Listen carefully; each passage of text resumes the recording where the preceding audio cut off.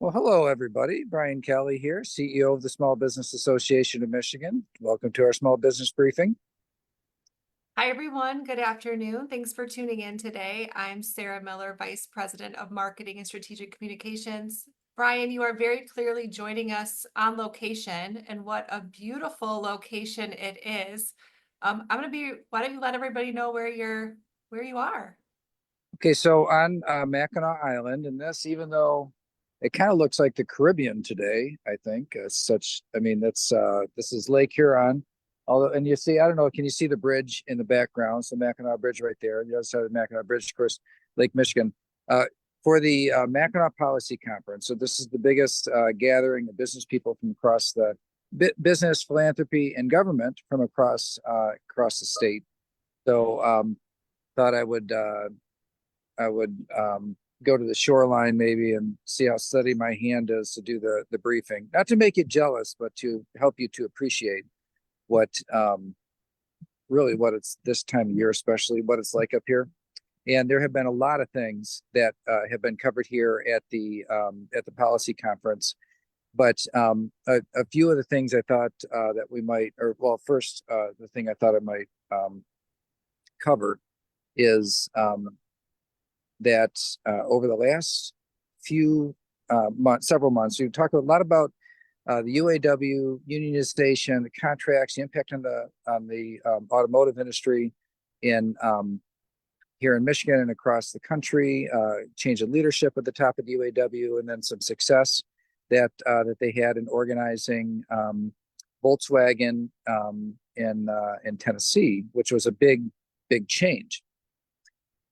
Now, since then, trying to move kind of further and deeper south, there was actually another attempt to organize another global automotive company, Mercedes-Benz, in one of their locations in Alabama. And in that case, they actually fell short. So this is the first loss that the UAWs had in quite a while. Although even that loss was not that big of a loss, because it was the vote was about 2,600 to 2,000. So you think about how close that is. It's been a long time since there's been an effort in a state like Alabama, but that was actually closer, I think, than what most observers would have expected. So I think that there's it's the first it is the first loss that we've seen in a little while, but one that was maybe surprisingly close. All right, so Brian, what other top stories do you have for us today? There was another issue that came out of the policy conference in particular. A couple of things. First, I participated in a global Detroit initiative press conference talking about the impact of immigrants on the Michigan economy, but specifically the segment that parsed out the impact on small business, immigrants as entrepreneurs. And we've known this for a long time, but it was interesting to see the numbers put to this impact. And so first, talk workforce. Michigan would have shrunk last year if it wasn't for international immigration. Please don't confuse us with border security. That's a different issue. I'm talking about immigration, legal immigration. There's some refugee programs as well that Michigan has long participated in over the course of the last 60 years. And but there are now about 30,000 self-employed people that were born in other countries today in Michigan. Our scorecard report recently showed that self-employed is truly an outlier in Michigan, is grown faster than other places, and the income of self-employed people is higher than in other places around the country, higher than the national average. And that was and clearly the Global Detroit report does show that that immigrants coming here and starting businesses, including self-employed businesses, has had a big impact. The other thing was that about 152,000 Michiganders have jobs at businesses that were started by people who were born in other countries, and that the earnings are over $600 million a year that come from those jobs. So really big impact. It was nice to kind of recognize and have some to be able to put the definition behind what we already knew, what we know as being a big impact, but to show just how big. There was also an emphasis on housing. We've been talking about housing for a while, but in Michigan, our housing stock is now average age is over 60 years old, average house over age 60.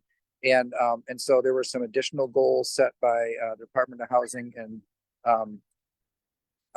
MISTA, the Michigan State Department of Housing and Development, that they had set some new goals for the number of units that are needed, and then also set some goals with respect to rehab of existing housing stock, which will be necessary if we're to meet the demand that it has been growing. Vacancy rate is below 2% in housing in Michigan, which just means if you're in the market to buy something, you're going to not have a lot to pick from, and the price is probably going to be high. And you stack on top of that the higher capital cost of borrowing.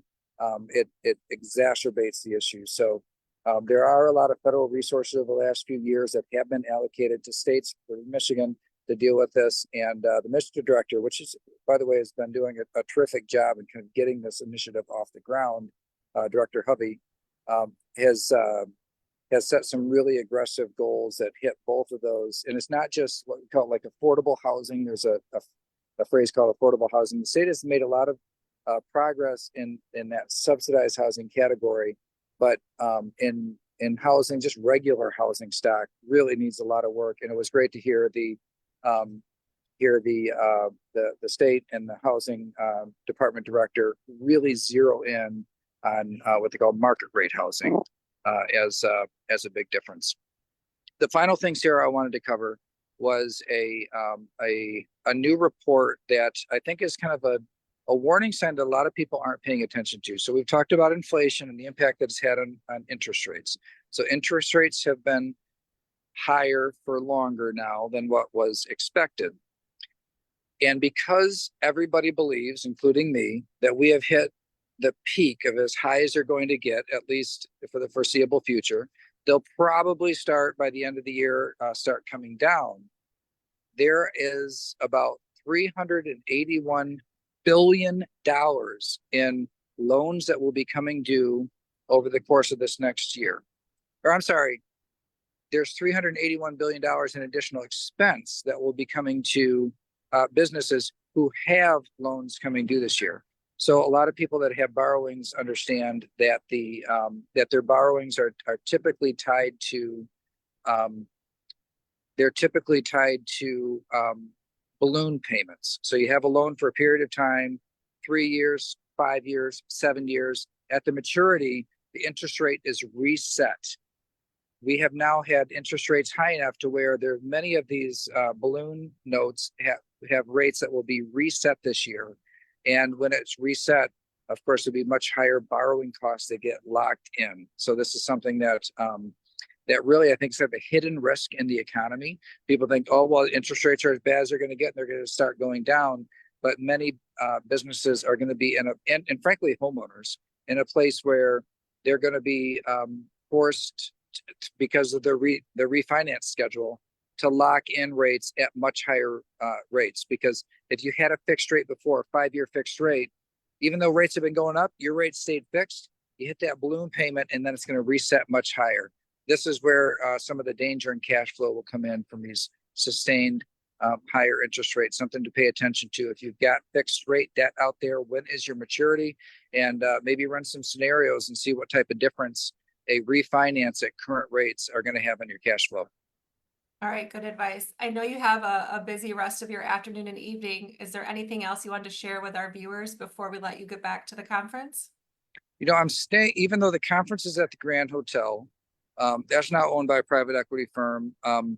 And there's the other hotels, most of the other hotels are owned by small businesses, staying at Mission Point Resort. And yet again, this year, I cannot believe what the Ware family has continued to do, the investments they've made in this hotel. And also the cool thing is you can bring your dog. So one of the few places on the island, if you're, a dog person, which I now am, it's a great feature. So congratulations on the Ware family, and hey, get up north when you can. All right, well, thanks for taking a little bit of time to talk with us today, Brian. I'll let you go back to the conference, and we'll see everybody else here Monday at 3 o'clock. See you next week, everybody.